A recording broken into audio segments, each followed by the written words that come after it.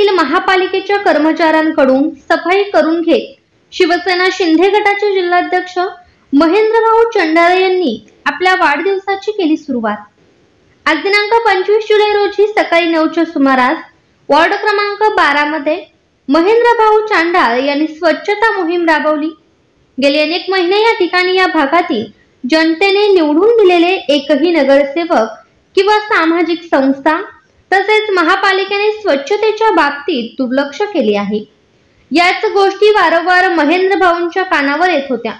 त्यामुळे आज स्वतःच्या वाढदिवसाचे औचित्य साधून कोणत्याही प्रकारची प्रसिद्धी न करता सकाळी लवकर भाऊंनी या ठिकाणी महापालिकेचे सफाई कर्मचारी व जेसीबी बोलावून घेऊन स्वतः स्वच्छता करणे सुरू केली।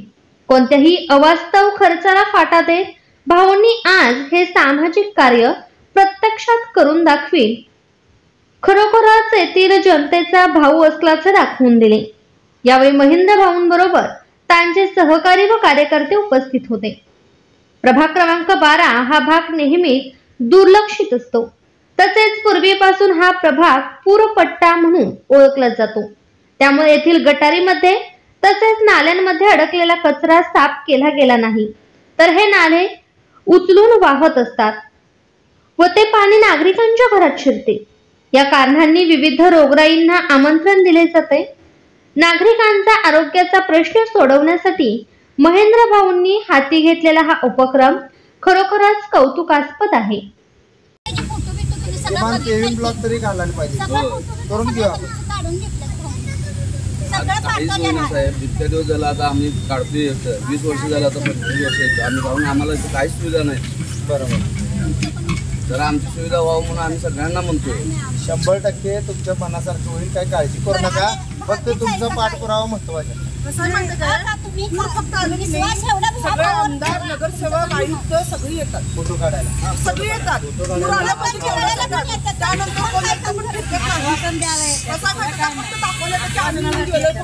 म्हणून आता आपण आपलं काम कसं होईल त्याच्यावर जास्त फोकस करूया आणि काम करून घेऊया।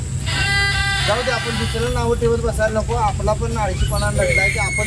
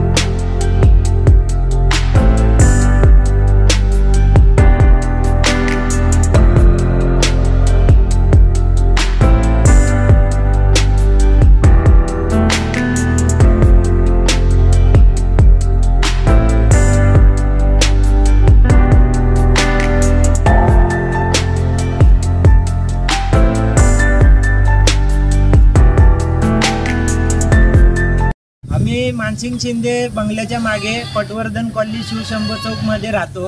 या गल्लीत आज 2019 पासून जेव्हापासून पूर आलाय तेव्हापासून ह्या गल्लीत आजपर्यंत गटरीची सोय नाही, लाईटची सोय नाही।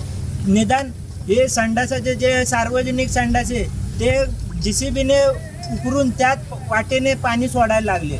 आज तिथं जे सांडपाणी जाते त्यांनी आम्हाला आजार व्हायला लागलेत। आणि राहिली गोष्ट ते रस्ते नाहीत, रस्त्यावरनं माणसं चालणार तर कशी आमची? ते रस्त्यांची अवस्था तुम्ही बघितली, 10 वेळा नगरपालिकेचे माणसं येतात, बघून जातात। त्यामुळे जरा कुणीतरी आम्हाला सहकार्य करावं। त्यासाठी आता कुठं आम्हाला महेंद्र दादा कुठं सपोर्ट करायला लागले। त्यांच्या ह्या मागणी जे काय आमची मागणी आहे त्यांच्यापर्यंत आम्ही पोहोचवलेली आहे। पण आता हे जे आहे लवकरात लवकर करावी हीच आमची अपेक्षा आहे।